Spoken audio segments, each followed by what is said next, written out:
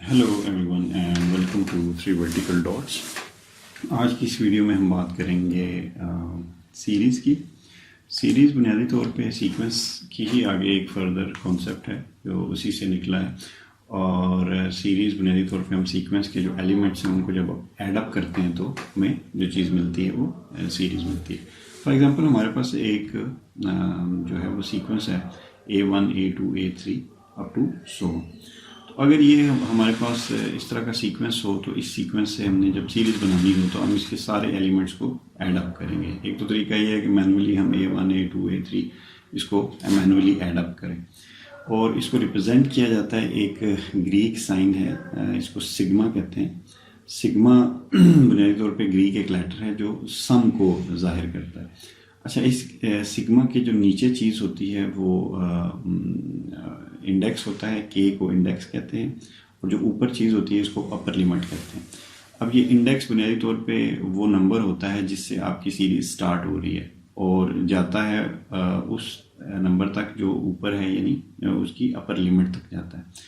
और ए जो है वो ही वेरिएबल है, ये जो वेरिएबल है, और के देखें यहाँ से लोअर लिमिट है 1 से स्टार्ट हो रहा है, यानी पहली दफ़ा यहाँ पे के 1 आएगा, फिर देखा जाएगा क्या ये अपर लिमिट को पहुंचा है कि नहीं पहुंचा। अगर गुंजाइश होगी तो दूसरी दफ़ा के 2 आएगा और ए 2 आ जाएगा हमारे पास, तीसरी दफ़ा के 3 और ए 3 4 5 6, जब तक हमारी अपर लिमिट जो है वो एक्सीड नहीं हो जाती, उसकी अपर लिमिट के अंदर अंदर है, तो ये इसी तरीके से कंप्यूट होते रहेंगे ये सारे 1 बाय 1।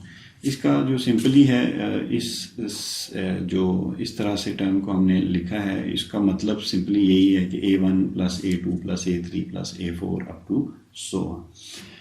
अच्छा जी, इसमें इसको कैपिटल लेटर सिग्मा से जाहिर करते हैं और इसको जो है वो इसका मतलब ये होता है कि A1, अगर सपोज हमारे पास जो सीरीज़ है वो n तक है, A1 A2 A3 और AN तक, तो इसका मतलब ये है कि अपर लिमिट जो है वो n है। तो इसको किस तरह से हम लिखेंगे, इसको इस तरह से लिखेंगे कि इसको मोर जनरली, अगर जनरली हम बात कर लें तो ये समीशन लिखेंगे, इसका इंडेक्स लिखेंगे। सपोज के इसका इंडेक्स है, के स्टार्ट हो रहा है m से, m कोई भी वैल्यू हो सकती है, 1 हो सकती है, 0 हो सकती है, जो भी है, इसको जनरली हम जनरल कर दिए। m से स्टार्ट हो रहा है और n तक जा रहा है, और ये वैल्यू हमने a के साथ k लिख दिया, यानी ये k को रिप्लेस करेगी।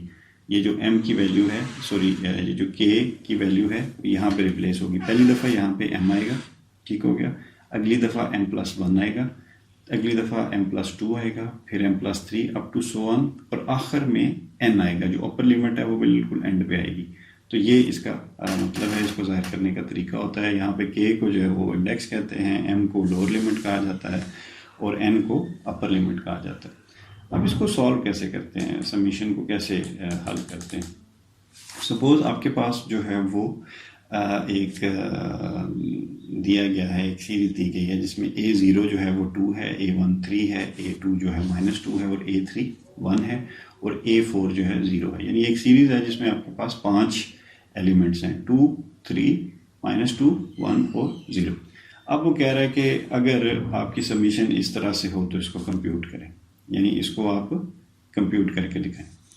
तो इसको कंप्यूट करने का तरीका क्या है कि अब आपने समीशन को गौर से देखना है कि सबसे पहले आपने देखना है कि यार ये जो इंडेक्स है ये स्टार्ट कहाँ से हो रहा है, ये 0 से स्टार्ट हो रहा है और जा कहाँ तक रहा है, 4 तक जा रहा है।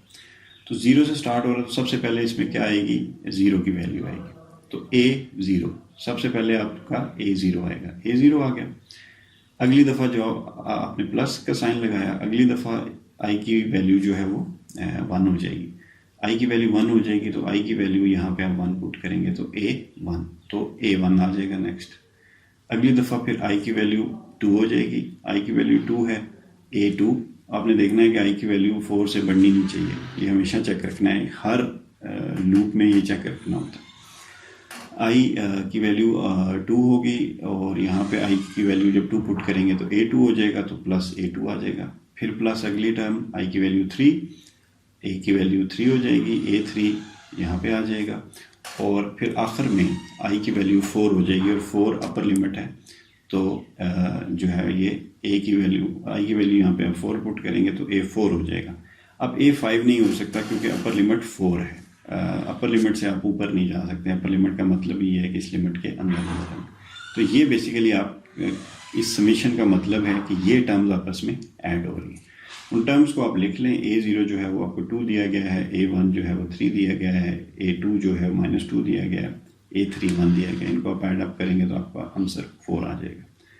अच्छा जी, जो बी पार्ट है इसमें आपको जो दिया गया है वो क्या दिया गया है, आपको एक समीशन दी गई है जिसके अंदर इंडेक्स 0 से 2 तक जा रहा है, लेकिन बजाय ए के A2 जो है वो J के साथ इंडेक्स के साथ मल्टीप्लाई हो रहा है। ठीक हो गया जी, वो उसके साथ चल रहा है। तो देख लेते हैं। सबसे पहले आपने J की वैल्यू जो है वो 0 पुट करनी है। 0 पुट की तो आपकी जो J की वैल्यू आपने 0 पुट की तो 2 मल्टीप्लाइड बाई 0 2J, तो ये क्या हो जाएगा, 2 इंटू 0 0 ही हो जाएगा। तो A0 की वैल्यू यहाँ पे आ गई। ठीक हो गया। अब नेक्स्ट आपने J की वैल्यू 1 पुट की। J की वैल्यू 1 पुट की तो 2 मल्टीप्लाइड बाई 1 2 ही हो गया। J की वैल्यू यहाँ पे 1 पुट की, 2 मल्टीप्लाइड बाई J यानी 2 मल्टीप्लाइड बाई 1, तो ये 2 ही हो गया। तो A2 आ गया। तो A2 की वैल्यू आपके पास आ गई। नेक्स्ट आपने J की वैल्यू जो आखिरी थी वो 2 थी, वो 2 पुट की। J की वैल्यू जब 2 पुट होगी तो 2 मल्टीप्लाइड बाई 2 4 हो जाएगा। तो यहाँ A4 आ जाएगा। तो यहाँ पे A4 लिख दें। इन वैल्यूज़ को आपस में कंप्यूट किया तो आपके पास आंसर 0 आ गया। अब ये अगली समीशन देखें। अगली समीशन में वो कह रहा है कि इंडेक्स जो है वो K है 1 से लेके 1 तक, यानी एक ही टर्म आएगी। अपर लिमिट भी वही है और जो लोअर लिमिट है, तो इसका मतलब है एक ही टर्म आएगी। तो आपने K की वैल्यू 1 पुट कर दी, A1 हो गया, और A1 आपके पास 3 है, तो आपने ये इसकी वैल्यू यहाँ पे लिख दी। तो इस तरीके से जो है समीशन को सॉल्व किया जाता है या कंप्यूट किया जाता है। अब नेक्स्ट एक्सरसाइजेस हैं। ये एक्सरसाइजेस आप देख लें, इसमें जो है वो कोई इतनी मुश्किल चीज़ नहीं है। आगे हम चलते हैं कि समेशन नोटेशन को एक्सपेंड कैसे किया जाता है, उसको खोल के बयान कैसे, जो थोड़ी देर पहले हमने किया है। हमने अपनी जब कंप्यूट कर रहे थे इसको समेशन को, तो इस समेशन को हमने एक्सपेंड किया था। तो उसको एक्सपेंड कैसे किया जाता है, आप थोड़ी देर के लिए सपोज करें कि आपके पास ये एक समेशन है। समेशन में सबसे पहले आपने देखना है कि इसकी लोअर लिमिट क्या है और अपर लिमिट क्या है। इसकी लोअर लिमिट 0 है और अपर लिमिट n है, और आगे आपको वो चीज़ दी गई है जिसमें आपने वैल्यूज़ पुट करनी है i की। ठीक हो गया जी। तो इसका मतलब क्या है, इसका मतलब यह है कि सबसे पहले i की 0 वैल्यू आएगी। जहाँ जहाँ i लिखा हुआ है वहाँ i की 0 वैल्यू लिख लें। तो -1 की पावर i है तो -1 की पावर 0 हो जाएगी, और नीचे i + 1 है तो 0 + 1, ये आपके पास पहली टर्म आ गई। अच्छा, प्लस नेक्स्ट टर्म, क्योंकि समीशन का साइन कहते ही है कि ये सारी टर्म्स आपस में प्लस हो रही, तो प्लस नेक्स्ट टर्म में आपने i की वैल्यू जो है वो 1 रखनी है।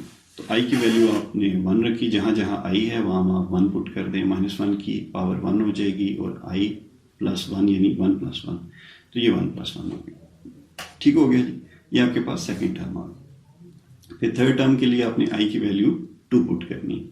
i की वैल्यू 2 पुट की, जहाँ जहाँ i था वहाँ 2 हो गया, -1 की पावर 2 हो गई, और यहाँ 2 + 1 हो गया, इसी तरह टू सो ऑन।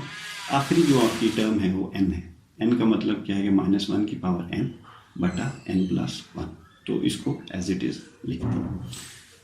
अब इसको थोड़ा सा सॉल्व कर लें। 1/1 1 होता है, -1/2 था तो ये -1/2 हो गया, ये +1/3 है तो +1/3 हो गया, ये -1/4 हो गया, अप टू सो ऑन। और ये आपकी एक्सपेंड होगी, यानी अब ये एक्सपेंशन, आपकी समेशन जो नोटेशन है वो एक्सपेंड होके आपके सामने आ गई। अब इसको बड़ी आसानी से आप सॉल्व कर सकते हैं। अब इसी तरीके से समेशन में कैसे लिखते हैं, यानी एक्सपेंडेड फॉर्म में अगर आपके पास कोई चीज़ है तो उसको समेशन नोटेशन में किस तरह से लिखते हैं। बड़ा आसान है। सपोज आपके पास एक सीक्वेंस है 1/n + 2/n + 1 + 3/n + 2 + n/n + 1/2/n। ये आपके पास एक जो है वो दिया गया सीरीज दी गई है। अब इसको वो कह रहा है कि इस फॉर्म से आप समीशन वाली फॉर्म में लिखें।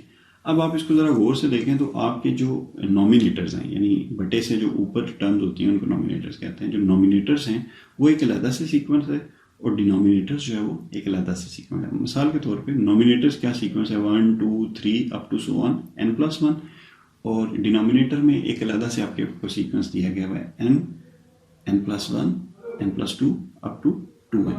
तो हमने इनको अलग अलग से इंडिविजुअली ट्रीट कर लेना है अलग से। सबसे पहले हम ऊपर वाले न्यूमरेटर की बात करें तो वो ये सीक्वेंस है 1 2 3 अप टू n+1। ए इसमें फर्स्ट टर्म है, डी उसमें जो कॉमन डिफरेंस है वो आपको पता है 1 है, 1 के डिफरेंस के साथ आगे जा रहा है। तो इसका फार्मूला क्या होगा, सपोज ए के जो है वो हमारे पास a प्लस के माइनस 1 इंटू डी है। तो इसको अगर हम कंप्यूट करें, इसको सॉल्व करें, उनको वैल्यू को कंप्यूट करें तो हमारे पास ए के जो है वो के बराबर ही आ जाता है। डी क्योंकि 1 है 1 और जो है वो ए भी 1 है, ये वैल्यूज पुट करके हमारे पास के वैल्यू आ गई। ठीक हो गया जी। इसी तरीके से हम डिनोमिनेटर्स को जो है वो उसका अरिथमेटिक सीक्वेंस जो है वो सॉल्व करते हैं। तो डिनोमिनेटर्स में हमारे पास क्या है n और n+1 n+2 up to 2n। इसमें फर्स्ट टर्म क्या है, n है। कॉमन डिफरेंस क्या है, 1 का डिफरेंस। आपको पता है कि 1 ये 0, ये 1 प्लस हो रहा है, फिर 1 प्लस हो रहा है, फिर 1 प्लस हो रहा है, तो ये 1 का ही डिफरेंस चल रहा है। तो इसको जब हम सॉल्व करेंगे तो हमारे पास ए के की वैल्यू क्या आ जाएगी, के प्लस n-1। तो ये हमारे पास दो वैल्यूज आ गई हैं, एक ऊपर वाली एक नीचे वाली। इन वैल्यूज को लिख लें। ऊपर क्या था, के आई, नीचे क्या आई, n-1 प्लस के। ये हमारे पास ये आपके पास आ गया एक उसका डिनोमिनेटर और नोमिनेटर को कंबाइन करके एक चीज़ आ गई। अब इसका मतलब क्या है, इसका मतलब ये है, इसको अब आपने इसको अब आपने सम फॉर्म में लिखना है। तो इसका मतलब क्या है, इसका मतलब ये है कि 1 + n+2 over 2 n+1 + 3 over n+2 up to so on. ये कैसे बनेगा, इसकी समीशन कैसे बनेगी। जनरल फार्मूला आपके पास आ गया है, उसके आगे समीशन लगानी है। जनरल फार्मूला आपने लिख लिया और पीछे लगा दी समीशन। समीशन क्या है कि के आपका 1 से स्टार्ट हो रहा है, 1 से स्टार्ट हो रहा है और n+1 तक जा रहा है। यानी लिमिट आपने क्या रखी हुई है, यानी 1 से हर जगह, ऊपर वाला भी 1 से स्टार्ट हो रहा है, नीचे वाला भी 1 से स्टार्ट हो रहा है, और ये 1 से लेके n+1 तक जा रहा है। के की वैल्यू यहाँ तक जा रही है। अब एक चीज़ याद रखिएगा कि हम इसमें थोड़ी देर बाद हम इसको इसकी प्रॉपर्टीज़ को पढ़ेंगे। अगर आपका जो इंडेक्स है वो 1 से लेके n+1 तक हो तो उसको हम 0 से n तक ला सकते हैं। यानी वहाँ से एक रिड्यूस कर दिया और यहाँ से एक रिड्यूस कर दिया, यानी ऊपर भी -1 कर दिया और नीचे भी -1 कर दिया। नीचे -1 करेंगे तो 1 - 1 के की वैल्यू 0 हो जाएगी, ऊपर -1 करेंगे तो n+1 -1 n हो जाएगी। तो इसको हम लिख सकते हैं कि 0 से लेके n तक जा रहा है, और अंदर हमने थोड़ा सा सॉल्व कर लिया कि ऊपर भी हमने +1 ऐड कर दिया और नीचे भी +1 ऐड कर दिया। +1 -1 कैंसिल हो गए तो k+1 ओवर n+k। तो इस तरीके से हम अपने सीक्वेंसेस को समीशन में की फॉर्म में लिख सकते हैं। अच्छा, अब यह है कि वेरिएबल से कोई फ़र्क नहीं पड़ता। वेरिएबल जो मर्जी आप रख लें, आई रख लें, के रख लें, जे रख लें, एफ रख लें, जब तक समीशन की रिजल्ट एक जैसे आ रहे हैं तो वो समीशंस एक जैसी ही होंगी। मिसाल के तौर पे ये एक आपके पास समीशन है के 1 से लेकर 3 तक k² है, और दूसरी समीशन है ये आई 1 से लेकर 3 तक i² है। दोनों का रिजल्ट जो है वो आपको पता है सेम आ रहा है। इसका मतलब है ये दोनों समीशंस एक जैसी हैं। तो इस बात से फ़र्क नहीं पड़ता कि यहाँ पे आई है, के है, जे है, एक्स है, वाई है, ए है, बी है, सी है। तो ये सिर्फ सिंपली वेरिएबल है। इस चीज़ से फ़र्क नहीं पड़ता कि यहाँ पे क्या है, जब तक बाकी लॉज़मात जो हैं वो पूरे हैं तो इसका मतलब है वो समीशंस एक जैसी ही होंगी। अच्छा, इसके आगे एक्सरसाइज है, इस एक्सरसाइज को आप देख लीजिएगा। हम प्रॉपर्टीज़ की बात करेंगे, समीशन की प्रॉपर्टीज़ क्या क्या होती हैं। अच्छा, ये पहली प्रॉपर्टी है। जिस तरह हम इससे पहले हमने लॉज पढ़े हैं, ये तकरीबन लॉज से मिलती जुलती चीज़ें हैं। ये थ्योरम्स हैं जो सॉल्व हुए हैं, यानी एक चीज़ को दूसरी फॉर्म में लिखा जा सकता है। जिस तरह कम्यूटेटिव प्रॉपर्टी पढ़ी थी हमने, डिस्ट्रीब्यूटिव प्रॉपर्टी पढ़ी थी, एसोसिएटिव पढ़ी थी, उस तरह से ये प्रॉपर्टीज़ में से ये भी एक प्रॉपर्टीज़ हैं। इसकी क्या प्रॉपर्टीज़ हैं वो देख लेते हैं कि अगर सबमिशन के आगे एक सबमिशन है, अगर सबमिशन के आगे दो डिफरेंट सीरीज़ ऐड हो रही हैं, मसलन ए के एक डिफरेंट सीरीज़ है और बी के एक डिफरेंट सीरीज़ है, तो इसको हम इस तरह से लिख सकते हैं कि समीशन ऑफ ए के अलहदा प्लस समीशन ऑफ बी के अलहदा। यानी इस सारे को कंबाइन करके आप प्लस कर सकते हैं या इसको अलहदा अलहदा प्लस कर सकते हैं। ये एक ही बात है, दोनों का रिजल्ट एक जैसे आएगा। मिसाल के तौर पे ये इसको थोड़ी देर के लिए आप कंसीडर करें। ये टर्म है, ये कह रही है कि एक आपके पास सीक्वेंस है ए के जिसपे सेम समीशन लगी हुई है, सेम लोअर लिमिट है, सेम अपर लिमिट है, और एक आपके पास बी के है वेरिएबल और एक कोई और डिफरेंट सीक्वेंस है जिसपे सेम लिमिट्स लगी हुई है, लोअर लिमिट और अपर लिमिट सेम लगी हुई। तो ये दोनों को अलग-अलग से ऐड करने के बजाय इनमें से आप समीशन कॉमन ले लें, और जब समीशन कॉमन ले लेंगे तो इन सीक्वेंसेस को आपस में ऐड करके दोबारा सीक्वेंस ले लेंगे तो रिजल्ट सेम ही आएगा, कोई इसमें फ़र्क नहीं पड़ेगा। सेकंड प्रॉपर्टी इसकी ये है कि कोई समीशन हो और उसके आगे कोई वेरिएबल हो ए के और उसके साथ कोई कांस्टेंट मल्टीप्लाई हो रहा हो, सी मल्टीप्लाई हो रहा हो, मिसाल के तौर पे 2 है, 3 है, 4 है, 5 है, 6 है, तो उस कांस्टेंट को हम समीशन से निकाल के बाहर भी ला सकते हैं। तो ये सेकंड प्रॉपर्टी है जो कह रही है। थर्ड प्रॉपर्टी ये कह रही है कि अगर आपके पास इस तरह से समीशन हो कि आपके पास लोअर लिमिट में a-1 हो और जो अपर लिमिट b-1 तक जा रहा हो और समीशन k+1 हो, तो आप यहाँ से माइनसेस उड़ा के a से b कर सकते हैं और यहाँ से i को ख़त्म कर सकते हैं।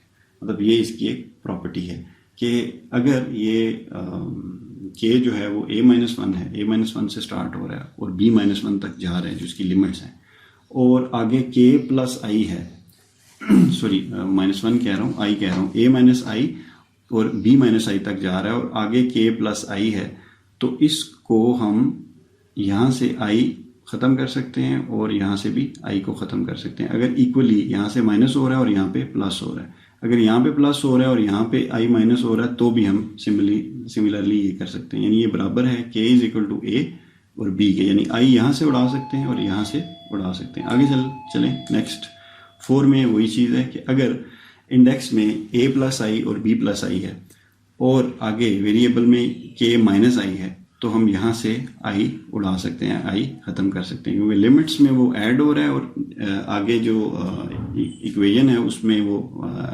उसमें से सब्ट्रैक्ट हो रहा है, तो इसको हम बिल्कुल ही निकाल सकते हैं। तो ये बराबर होगा कि इसके k = a से लेके b तक और सिंपली k के। अच्छा जी, पांचवा थ्योरम ये कहता है या पांचवी प्रॉपर्टी इसकी ये कहती है कि अगर आपके पास कोई कांस्टेंट है जिस पे ये वैल्यू लगी हुई है k-1 और n तक, तो इसका मतलब c सॉरी ये कोई वेरिएबल है, तो इसका मतलब ये होता है कि c जो है वो जमा हो रहा है कितनी दफ़ा, उतनी दफ़ा जितनी दफ़ा ये अपर लिमिट है।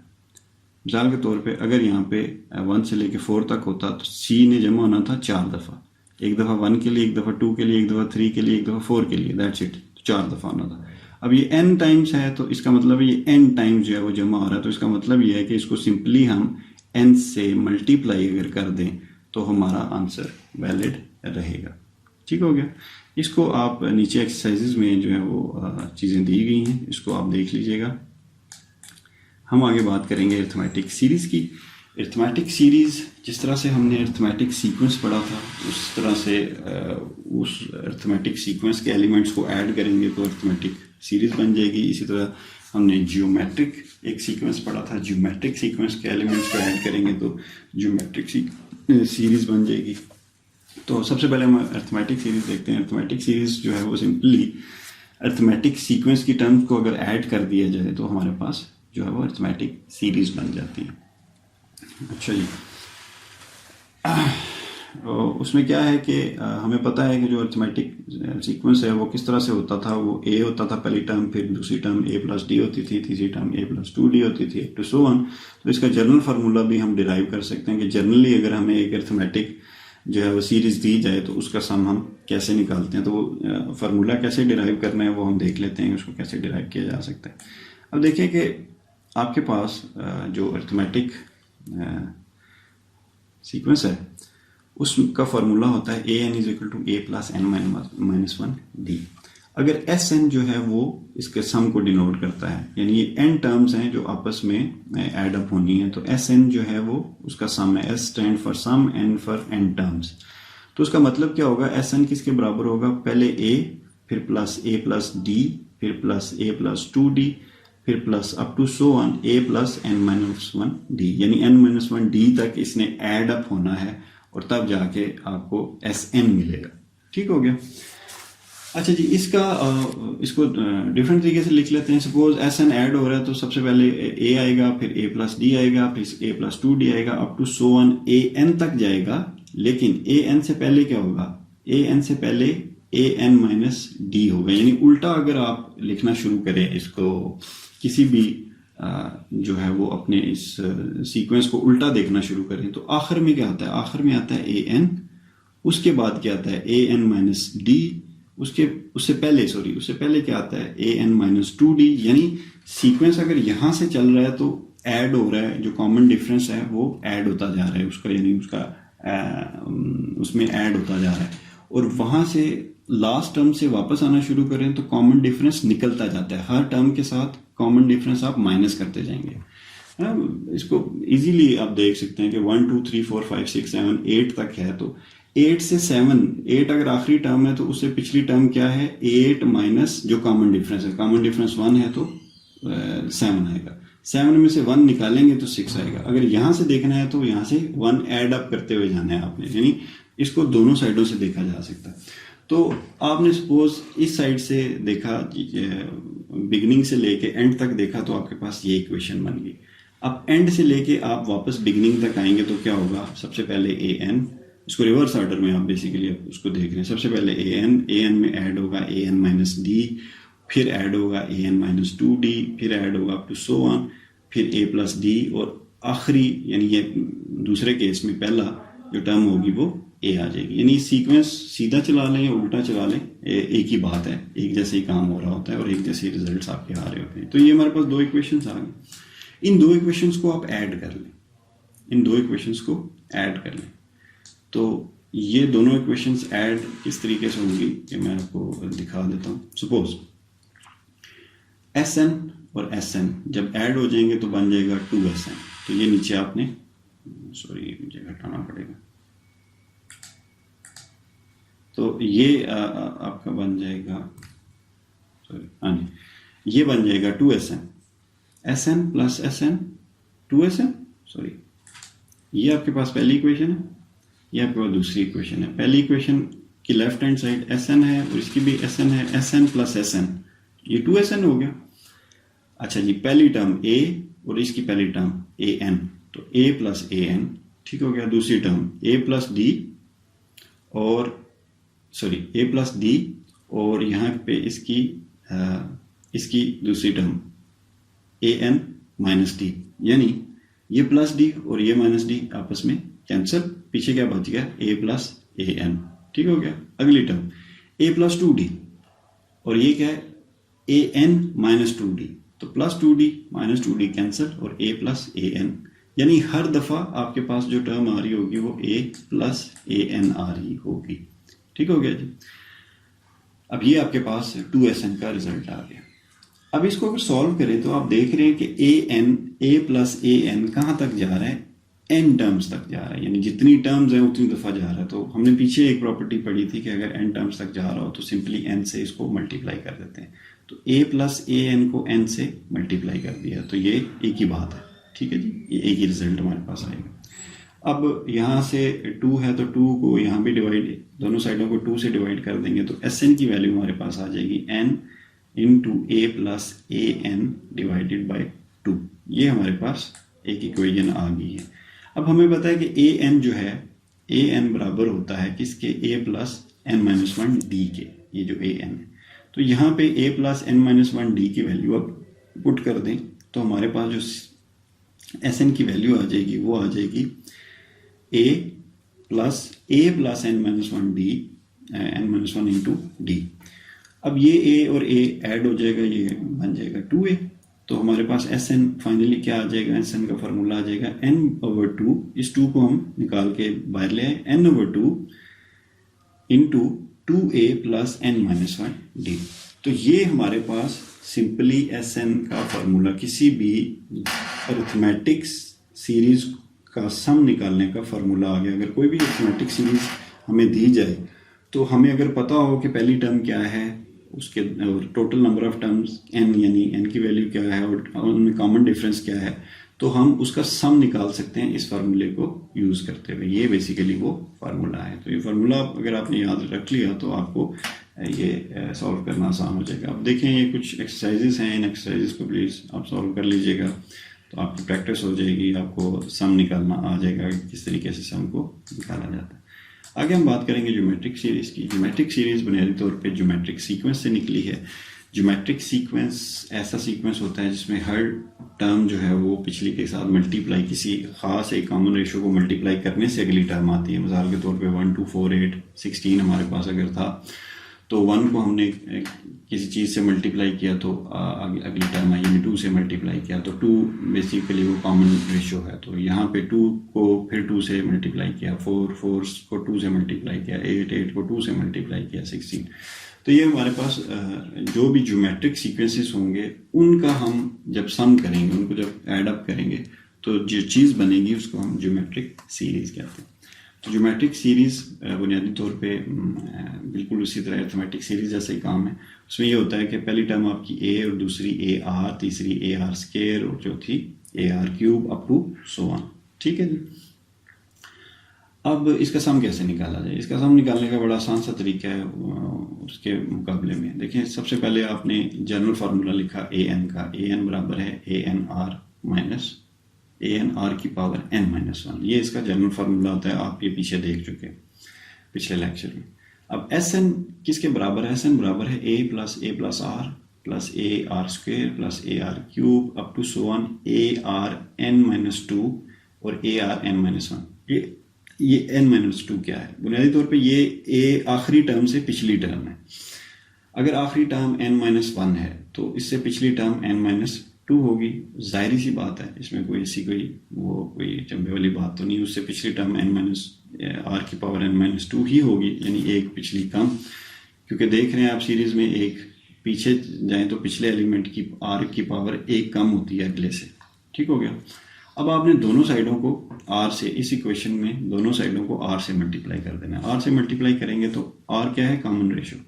तो R S N is equal to, ये ए जो है ए आर बन जाएगा, ये ए आर जो है ए आर स्क्वायर बन जाएगा और ए आर क्यूब जो है ए आर स्क्वायर जो है वो ए आर क्यूब बन जाएगा अप टू सो ऑन। ये जो ए आर की पावर एन माइनस 2 है, ये ए आर की पावर एन माइनस 1 बन जाएगी और ए आर की पावर एन माइनस 1 जो है वो ए आर एन बन जाएगी। अब आपके पास दो इक्वेशंस आ गई, एक सादा एस एन है और एक को आर से मल्टीप्लाई किया हुआ है। अब आपने बेसिकली क्या करना है, आपने जो सेकंड है, ये वाली टर्म है, ये वाली जो इक्वेशन है, इसको पहली इक्वेशन से माइनस कर देना, यानी s n minus r S n बन जाएगा। ठीक हो गया।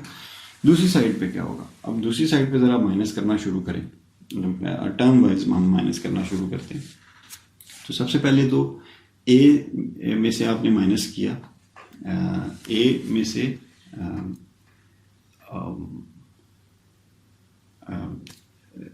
पहली टर्म ए है, ए में ए माइनस ए आर हो जाएगी। दूसरी टर्म ए आर है, A R minus a are square हो जाएगी। तीसरी टर्म ए आर क्यूब है, ए आर क्यूब माइनस तीसरी term A R square minus a are cube हो जाएगी। अब देखिएगा, अगर यहाँ से सिर्फ ए को अलग कर दें, ए को साइड पे रखें, तो बाकी वाला जो सीक्वेंस है वो सारा का सारा क्या है? बाकी सारा का सारा सीक्वेंस क्या है? ए आर की पावर एन, ऐसे ही है। अच्छा, यहाँ से ये सारा का सारा सीक्वेंस क्या है? ए आर की पावर एन। उसका मतलब ये है कि इसको इससे माइनस करें तो आपके पास क्या बचेगा? ए माइनस ए आर की power n, a minus a r की पावर एन। अच्छा, ये आपके पास इक्वेशन आ गई। इस इक्वेशन को आप इस तरह से सॉल्व करें कि दोनों साइडों को आप यहाँ से अगर आप एस एन कॉमन ले लें तो आपके पास 1 माइनस आर आ जाता है। यहाँ से अगर ए कॉमन ले तो 1 माइनस आर की पावर एन आ जाता है। तो एस एन बराबर हो जाता है ए इंटू 1 माइनस आर की power n over 1 minus r. ठीक हो गया जी। ये फार्मूला है बेसिकली ज्योमेट्रिक सीक्वेंस को निकालने का, यानी ज्योमेट्रिक सीरीज को निकालने का। यानी अगर आपको एक ज्योमेट्रिक सीक्वेंस दिया गया है और कहा जाता है कि इस सारे सीक्वेंस की सीरीज बनाएं, यानी इसका सम निकालें, तो आप उसका जो है वो सम इस फार्मूले को इस्तेमाल करते हुए निकाल सकते हैं। नीचे एक्सरसाइजेज दी गई हैं, आप इन एक्सरसाइजेज को सॉल्व करें, आपकी जो है वो प्रैक्टिस हो जाएगी। और आज के लेक्चर के लिए इतना ही। अगर आपको वीडियो पसंद आई है तो प्लीज़ इसको लाइक करें, और अगर आप कोई क्वेश्चन है तो कमेंट सेक्शन में पूछें। और अगर आप चाहते हैं कि आपको हमारी वीडियोस इसी तरह मिलती रहें तो बराए मेहरबानी हमारे चैनल को सब्सक्राइब करें। Thank you.